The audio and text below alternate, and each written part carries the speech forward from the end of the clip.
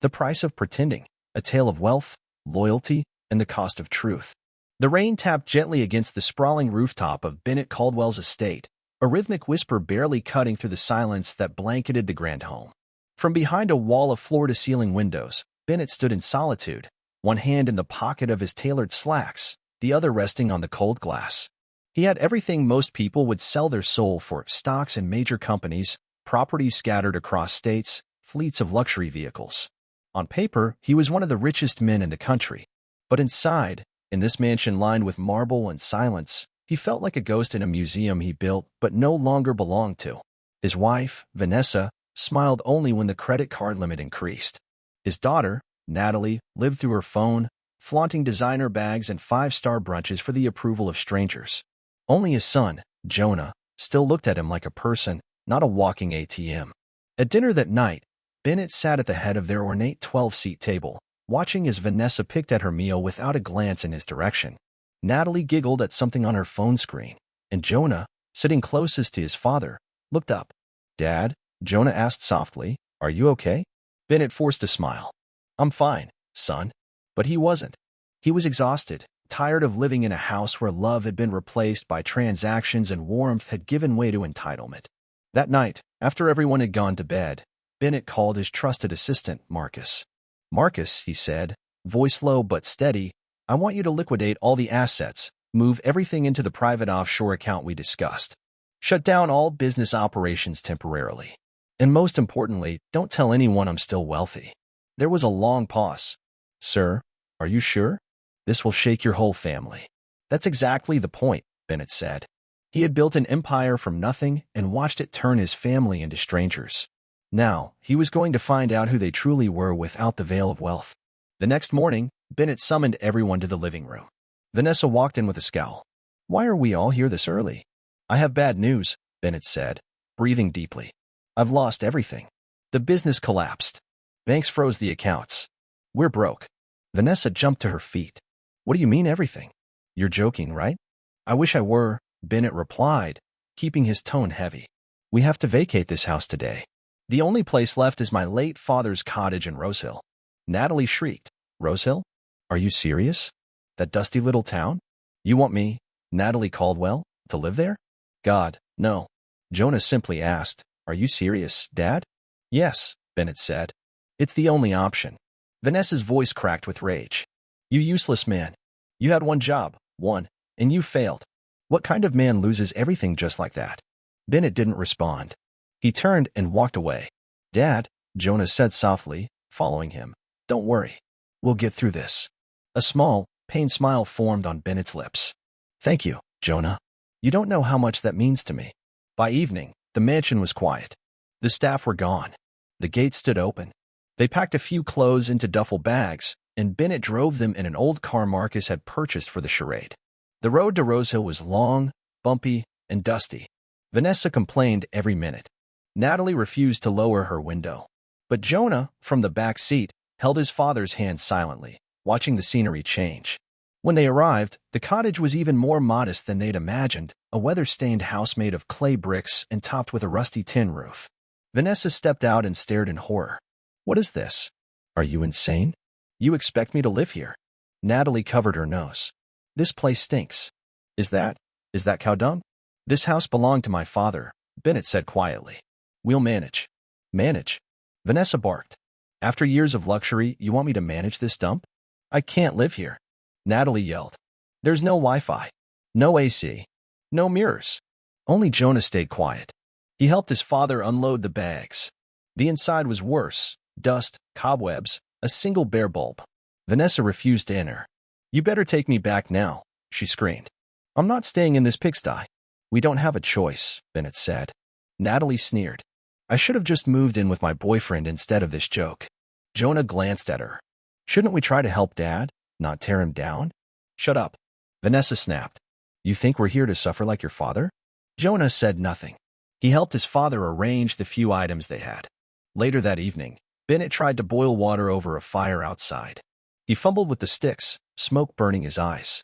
Jonah came and knelt beside him. "I saw boys doing this during summers here," Jonah whispered. "I remember," Bennett smiled faintly. "Thank you." Meanwhile, Vanessa sat on a nearby rock staring at her chipped nails. "This is a nightmare," she muttered. "No skincare. No TV. No lotion. God punish poverty." Natalie roamed the yard with her phone raised high. No TikTok, no Insta, no Snapchat. Are we still in America? That night, they all slept on one mattress in a single room. A dim lantern lit the space. Mosquitoes buzzed. Vanessa cursed, slapping at her arms. Natalie tossed and turned. Bennett lay staring at the ceiling. Jonah lay beside him, whispering, "We'll make it, Dad."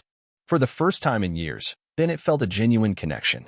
The next morning, a rooster's loud crow shattered the silence. "What kind of bird is that?"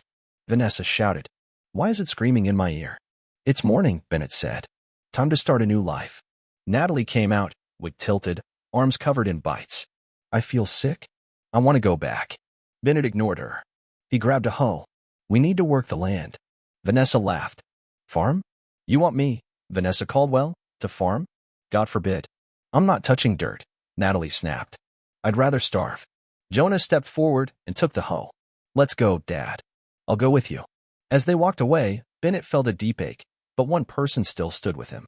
Back at the cottage, Vanessa noticed a group of villagers gossiping under a mango tree. Among them was a man wearing fine native attire, a thick gold chain, and a flashy wristwatch. "That's the village chief," one woman whispered. Vanessa's eyes sparkled. "He looks wealthy." She approached the man with calculated charm. "Good morning, sir." Well, Chief Desmond chuckled. "You're not from here." "My husband brought us here after going broke," Vanessa said sweetly. "You shouldn't suffer like this," he smiled. "Sit with me." That was the beginning of Vanessa's betrayal. Each day, Bennett and Jonah worked the land, planting cassava, cleaning the compound. Vanessa disappeared every afternoon, perfumed and dressed in her best wrapper. She spent hours at the village hotel with Chief Desmond, sipping malt, laughing at his jokes, listening to empty promises. "I'll make you queen when the old king dies," he whispered. "You're the only woman who satisfies me." Back at the cottage, Bennett boiled Gary and soup with Jonah. Vanessa returned with bags of meat and palm oil. "Where did this come from?" Bennett asked. "A woman from the market gave it to me," she lied. That night, Vanessa whispered to Natalie everything the chief had promised. Natalie giggled. "If I find my own sugar daddy, I'm staying here forever." By the third week, the village buzzed with gossip. Natalie had started seeing Mr. Trent, a married shop owner. His wife, Cassandra, found out. One day, she stormed into the cottage compound and confronted Natalie. "You little tramp," Cassandra shouted. "Stay away from my husband." Natalie chewed her gum slowly. "Your husband came to me, ma'am." Cassandra lunged forward. "I'll kill you." They nearly came to blows when Bennett stepped outside. "Natalie," he said calmly. "Is it true?" She rolled her eyes. "So what if it is?" "My daughter," Bennett whispered. "You're better than this." "No," she snapped. "You ruined our lives. Don't talk to me." He stood, speechless, as she stormed inside. That night, Bennett sat under the stars with Jonah. "I thought I was teaching them something," he murmured. "Maybe I failed." "No, Dad," Jonah said. "You did what was right." A week later, Vanessa got into a public brawl with one of Chief Desmond's wives. The news spread across the village like wildfire. She ran to the chief, demanding answers. "Your wives say your gold is fake," she screamed. Chief Desmond stood, irritated. "And what if it is? You lied to me. You followed me for wealth. You left your husband for nothing. You're just another fool." Humiliated, Vanessa walked home in silence.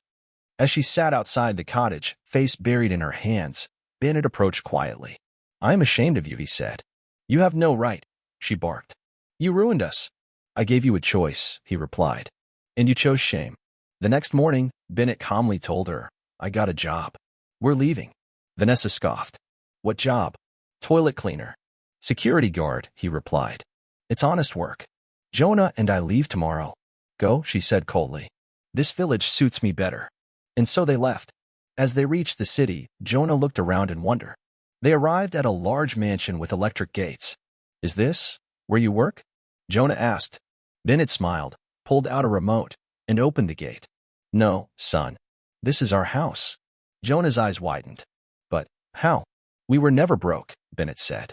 "It was all a test. You passed." Inside was luxury, artwork, polished floors, soft lighting. "I wanted to see who valued love over comfort," Bennett said. "Now I know." Jonah nodded slowly. "Let's make this a real home."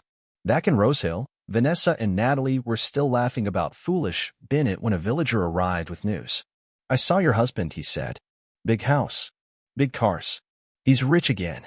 Vanessa laughed. "He's a security guard, you idiot." The man shook his head. "No, ma'am. I saw him open the gate himself. It's his house." They refused to believe it. That night, as they slept in silence, their dreams were filled with thrones made of lies. But far away, in a quiet mansion with real warmth, Bennett and Jonah began anew. This time, not with noise, but with purpose. End of story.